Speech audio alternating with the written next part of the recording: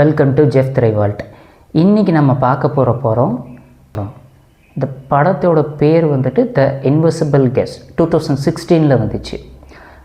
Story எப்படி start ஆகுது அப்படின்னு பார்த்திங்கன்னா, ஒரு க்ளோஸ் பண்ண மாதிரி இருக்கிற ஒரு ரூம். கதவை வந்துட்டு உள்ளே இருக்க சைடில் க்ளோஸ் பண்ணியிருக்காங்க, ஜன்னல் கூட திறக்கல. ஆனால் அந்த ரூம்குள்ளே ஒரு ஆள் இருக்கார். அவரோட காலடியில் ஒருத்தர் வந்து செத்து கிடக்குற ஒரு பொணங்க ஒன்று கிடக்குது. போலீஸ் வந்து கதை உடச்சிட்டு உள்ளே வந்து பார்க்குறாங்க. அதில் வந்துட்டு ஒரு ஆள் நிற்கிறாருன்னு சொன்னேன்னு, அவர் தான் ஆண்ட்ரியன். வெளியிலேருந்து பார்க்கும்போது நமக்கு என்ன தோணும், உலகத்தோட பார்வையில் நம்ம ஒரு மூணாவது மனுஷனாக இருந்து பார்க்கும்போது நமக்கு என்ன தோணும், இவன் தான் கொலைகாரன் அப்படின்னு தெரியும். ஆனால் ஆண்ட்ரியன் வந்துட்டு ஒரு டிஃப்ரெண்ட்டான ஒரு விஷயத்தை நமக்கு சொல்கிறாரு. என்ன போலீஸ்கிட்ட என்ன சொல்கிறாரு அப்படின்னா, இங்கே 2 கிடையாது 3 அப்படின்றாரு. இந்த சென்ஸ் இங்கே 2 பேர் கிடையாது, 3ஆவது ஒரு ஆள் இருந்தான் அப்படின்னு சொல்கிறாரு. ஆனால் போலீஸ்க்கும் மற்றவங்களுக்கும் ஆண்ட்ரியன் சொல்கிறது 3ஆவதாக ஒரு ஆள் இருந்தான்னு சொல்கிறாங்களே, உண்மையா பொய்யா அப்படின்றது தெரியல. 2வது, ஃபஸ்ட்டு ஆண்ட்ரியன் யார், எதுக்காக இங்கே இருக்கான், செத்து போனது யார், 3ஆவது ஒரு ஆள் இருக்கான்னா அவன் யார் அப்படின்றத எல்லாமே போலீஸ் இன்வெஸ்டிகேஷன் பண்ணி அவங்களுக்கு கண்டுபிடிக்கணும். ஒரு இதுவாக அவங்க கண்டுபிடிக்க ஸ்டார்ட் பண்ணுறாங்க. ஸோ இப்போ வந்து அவங்க பார்க்கும்போது இவன் வந்துட்டு உண்மையை தான் சொல்கிறானா, இல்லை எதை பொய் சொல்கிறானா, இல்லை அவன் எதாவது தப்பிச்சுக்கணும் அப்படின்றக்கா பொய் சொல்கிறானா, இல்லை நமக்கு உண்மையாகவே அவன் சொல்கிற மாதிரி இன்னொரு ஆள் உள்ளே இருக்கிறாங்களா அப்படின்றத தெரிஞ்சுக்கணும் அப்படின்றதுக்காக இந்த படத்தை வந்து இன்வெஸ்டிகேஷன் பண்ண ஆரம்பிக்கிறாங்க. ஸோ நான் ஜெஃப்ரி, திஸ் இஸ் ஜெஃப் திரைவால்ட். ஸோ இப்போ வந்து பார்த்திங்க அப்படின்னா, கேரக்டரைசேஷன் வந்துட்டு கான்வர்சேஷன் ஆரம்பிக்கும். ஒரு கேரக்டரும் அவங்கள வந்து ஒரு மாதிரி சண்டை போட்டுக்கிற மாதிரி வரும், நான் இல்லை நீ இல்லைன்னு. எப்படி நம்ம சொல்கிறோம் அப்படின்னா, ஆண்ட்ரியன் வந்து ஒரு பெரிய பிஸ்னஸ்மேன். அவரோட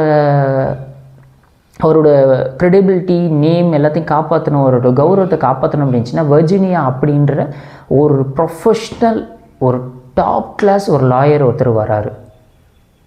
ஓகே, அவர் வராரு. ஆனால் அவர் இருக்கிற நேரம் பார்த்திங்கன்னா டைமு வெறும் எக்ஸாக்டாக 180 மினிட்ஸ், ஒரு 180 நிமிஷம் மட்டும்தான்.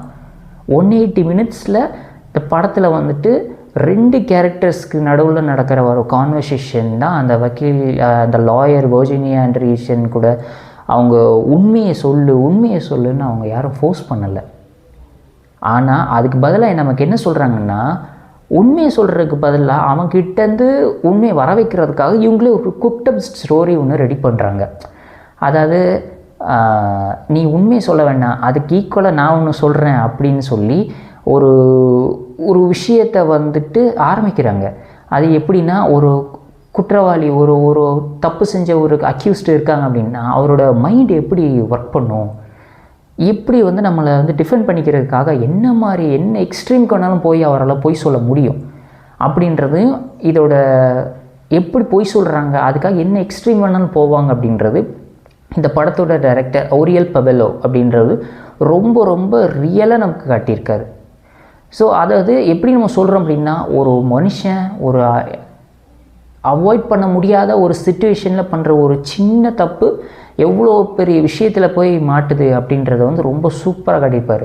இந்த படத்தோட இந்த ஸ்டோரி அப்படின்னு பார்த்தீங்கன்னா, அந்த ஸ்டோரியோட ஆணிவேர் நமக்கு, ஏன்னா அந்த கார் ஆக்சிடெண்ட்டில் தான் அந்த படத்தோட மெயின் ட்விஸ்ட்டே ஆரம்பிக்குது.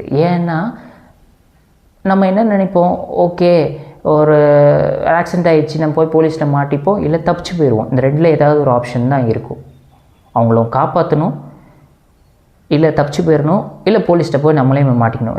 இது இவ்வளோ தான் சினாரியோ இருக்கும். ஆனால் இவங்க வந்து டைரக்டருக்கு என்ன மாதிரி நமக்கு காட்டியிருக்காங்க அப்படின்னா, ஒரு ஆக்சிடெண்ட்னால அவனோட லைஃபே எப்படி சொல்கிறது, ஒரு நெட்டுக்குள்ளே மாட்டின மாதிரி கச்சா முச்சான்னு ஆயிடுது. ஒரு பவர் இருக்க ஒரு ஆள் வந்து தப்பிக்கணும்னு நினச்சாங்கன்னா ஒரு சாதாரண ஒரு ஆளை எப்படி வேணாலும் ஒரு டைஸ் மாதிரி, ஒரு பகடைக்காய் மாதிரி மாற்றுறாங்க அப்படின்றதுக்கு இந்த படம் வந்து ரொம்ப டெப்த்தாக போய் சொல்லியிருப்பாங்க. ஒரு ஆக்சிடெண்ட் நடக்குது அப்படின்னா அதை வந்துட்டு ஒரு க்ளோஸ் பண்ண ஒரு ஆக்சிடெண்ட் நடக்குதுன்னு ஒரு இடத்த காட்டுறாங்க. கொஞ்சம் அடுத்த சீன் பார்த்திங்க அப்படின்னா, ஒரு க்ளோஸ் பண்ண மாதிரி இருக்கிற ஒரு ரூமில் ஒரு கொலை நடக்குது. நீங்கள் கேட்கலாம், அந்த ஆக்சிடெண்ட்டுக்கும் இந்த கொலைக்கு என்ன சம்மந்தம் அப்படின்னு. இருக்குது. அதுதான் இந்த படத்தில் வந்துட்டு உங்களுக்கு டேர்னிங் பாயிண்ட்டாக இருக்கும். ஏன்னா இது ரெண்டுத்துக்கும் என்ன ஒரு கனெக்ஷன், அந்த லாயர் வெர்ஜீனியா வந்துட்டு எப்படி ஒரு இடத்துலேருந்து அவரோட பிரெயின் இதை வச்சு பிரெயினை நல்லா யூஸ் பண்ணி எப்படி தப்பிச்சு போகிறாரு அப்படின்றதும், ஒரு எப்படி அவருக்கு பண்ணுற ஒரு விஷயம் எப்படி இருக்கும் அப்படின்னா, ஒரு த்ரில்லர் நாவல் வாசிச்சா எப்படி இருக்கும் அந்த மாதிரி ஒரு சிச்சுவேஷனை வந்துட்டு நமக்கு ஸ்க்ரீனில் ப்ரெசென்ட் பண்ணியிருப்பாங்க. ஸோ இதோட screen play and technical things பார்த்திங்க அப்படின்னா, இந்த படத்தில் வந்து பெரிய ஸ்பெஷல் எஃபெக்ட்ஸோ பறந்து அடிக்கிற மாதிரி ஒரு ஃபைட்டோ இல்லை ஆவுன்னு கத்துற மாதிரியோ இல்லை ரொம்ப இது பண்ணுற மாதிரியே கிடையாது. ஆனால் அதுக்கு பதிலாக அவங்கள ரொம்ப ரொம்ப யோசிக்க வைக்கிற மாதிரி ஒரு ஸ்க்ரீன் ப்ளே நமக்கு இருக்கும். ஸ்டோரி, ஸ்க்ரீன் ப்ளே, டைரக்ஷன் எல்லாமே டாப் நாச். இது படத்தில் வந்து பார்த்திங்கன்னா கேரக்டர் வந்துட்டு கண்ணிலேயே நமக்கு காட்டியிருப்பாங்க. நம்ம பயப்படுறோம் அப்படின்னு நம்ம வாயை திறந்து சொல்ல தேவையில்லை, அந்த கண்ணிலேயே நமக்கு காட்டிடுவாங்க. அந்த ஒரு பயப்படுறது, ஒரு சீக்ரெட் இருக்குது, அதெல்லாம் நீங்கள் பார்க்கும்போது உங்களுக்கு சீட்டேஜுக்கு கண்டிப்பாக கொண்டு வந்துடும். நீங்கள் வந்து நீங்கள் ஒரு சைடில் தான் நீங்கள் படத்தை பார்த்துக்கிட்டே வருவீங்க. டப்புன்னு இந்த படம் வந்து ட்விஸ்ட் ஆகி வேறு ஒரு இதில் ட்ராவல் ஆகும். நீங்கள் ஃபஸ்ட்டு பார்க்கும்போது ஒரு படம் ட்ராவல் பண்ணிகிட்டே வந்துட்டுருக்கோம். நீங்கள் இதுதான் ஸ்டோரி அப்படின்னு நீங்கள் நினைப்பீங்க. ஆனால் டக்குன்னு டைவர்ட் ஆகி இது வேற ஒரு இடத்துல வந்துட்டு கொண்டு வந்து நிற்கும். நம்ம பார்க்குறவங்களுக்கு வந்துட்டு இது என்னோட ஒரு மாதிரி குழப்புற மாதிரி இருக்கே, நமக்கு வந்துட்டு அவர் சொல்கிறது ஒரு மாதிரி போயிட்டுருக்குது, பின்னாடி பேக்ரவுண்டில் ஒரு இது காட்டுறாங்க, உண்மையாகவே என்ன நடந்துச்சு, இல்லை இவர் ஏதாவது பொய் சொல்கிறாரா இல்லை வேறு எதுக்காக யூஸ் பண்ணுறாரா அப்படின்றது நமக்கு தெரியாது. அதை நல்லா யோசிக்க வைக்கிற மாதிரி ஒரு ஸ்டோரி கொடுத்துருக்காங்க. ஃபஸ்ட்டு ஸ்டார்டிங்லேருந்து எண்டு வரைக்கும் ஒரு சூப்பரான சஸ்பென்ஸ் த்ரில்லராக இருக்கும் உங்களுக்கு.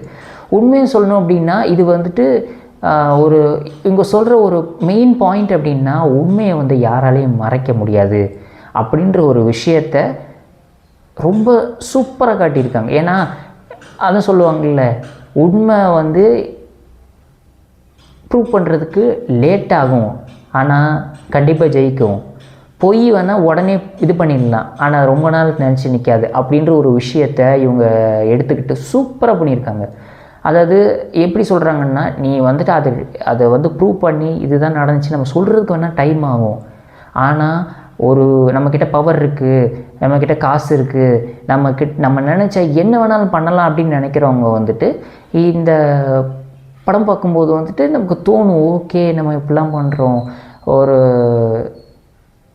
நம்ம சொல்கிறாங்களே, ஒரு போலீஸையும் கவர்மெண்ட்டையும் லாவையும் ஒரு நீதியை வந்து மறைச்சிட்டு நம்ம வந்துட்டு இல்லை நம்ம தப்பிச்சிட்டோம் அப்படின்னு நினச்சாலும் முடியாது. நம்ம என்ன தான் நினச்சாலும் நல்லா தூங்க முடியாது அப்படின்றது வந்து சூப்பராக காட்டியிருக்காங்க. அதாவது இப்போ எப்படி நம்ம சொல்லணும் அப்படின்னா, நீ என்ன பண்ணிட்டேன்னு உன்னால் தப்பிக்க முடியாது. ஒரு அம்மா எப்படி ஃபீல் பண்ணுறாங்க, அவங்க வந்து ஒரு இதை ப்ரூவ் பண்ணுறதுக்கு எவ்வளோ கஷ்டப்படுறாங்க அப்படின்றத வந்துட்டு ஒரு லாக்ட் ரூம் மிஸ்ட்ரி ரேஞ்சுக்கு வந்துட்டு சூப்பராக காட்டியிருக்காங்க. த இன்விசிபிள் கெஸ்ட் வந்துட்டு உங்கள் மஸ்ட் வாட்ச் ரெக்கமெண்டட் படம் அப்படின்னு நான் கண்டிப்பாக சொல்லுவேன். ஸோ இந்த படம் வந்துட்டு உங்களை கண்டிப்பாக டிசப்பாயின்மெண்ட் பண்ணாது. ஸோ இன்றைக்கி இந்த படத்தை நீங்கள் கண்டிப்பாக பாருங்கள். இது வந்துட்டு எங்கே இருக்குது பார்த்தீங்கன்னா, நீங்கள் நெட்ஃப்ளிக்ஸில் பார்க்கலாம் அண்ட் அதர் ஓடிடிஸில் இருக்குது. தென் நீங்கள் யூடியூப்பில் உங்களுக்கு கூட அவைலபிளாக இருக்கும். பட் அதில் வந்து தமிழ் டப்பிங் இருக்கிறதுக்கு சான்ஸ் கிடையாது. 100% தமிழ் டப்பிங்கில் கிடையாது. பட் நீங்கள் வந்து இங்கிலீஷ்லேயோ இல்லை வேறு லாங்குவேஜ்லேயோ பார்க்கலாம். பட் சப்டைட்டில் போட்டு நீங்கள் பாருங்கள். இந்த படம் உங்களுக்கு கண்டிப்பாக பார்த்தா கண்டிப்பாக உங்களுக்கு பிடிக்கும் அப்படின்றத நான் அஷூரன்ஸ் கொடுக்குறேன். ஸோ நான் உங்களுக்கு திருப்பியும் அடுத்து ஒரு சூப்பரான ஒரு படத்தோடு உங்களை நான் மீட் பண்ணுறேன். இந்த வீடியோ உங்களுக்கு பிடிச்சிருக்குன்னு நான் நம்புகிறேன். ஸோ ப்ளீஸ் மறக்காமல் லைக் பண்ணுங்கள், கமெண்ட் பண்ணுங்கள், ஷேர் பண்ணுங்கள். ஜெஃப் திரைவால்ட்டுக்கு சப்ஸ்கிரைப் பண்ணுங்கள். உங்களோட ஒரு சப்ஸ்கிரிப்ஷன் தான் எனக்கு ஒரு நல்ல மோட்டிவேஷனாக இருக்கும். நான் இதை மாதிரி இன்னும் நிறைய படத்தை வந்து உங்களுக்கு ரிவ்யூ பண்ணுறதுக்கு ரொம்ப சப்போர்ட்டாக இருக்கும். ஸோ நான் உங்கள்கிட்ட கேட்குற இன்னொரு பெரிய சப்போர்ட் என்னென்னா, ப்ளீஸ் இந்த ரிவ்யூவை ஃபஸ்ட்லேருந்து லாஸ்ட் வரைக்கும் நீங்கள் ஃபுல்லாக பாருங்கள். அப்போ தான் இந்த படத்தில் இந்த ரிவ்யூவில் நான் என்ன சொல்ல வரேன் அப்படின்றது உங்களுக்கு புரியும். So please support us. Thank you so much.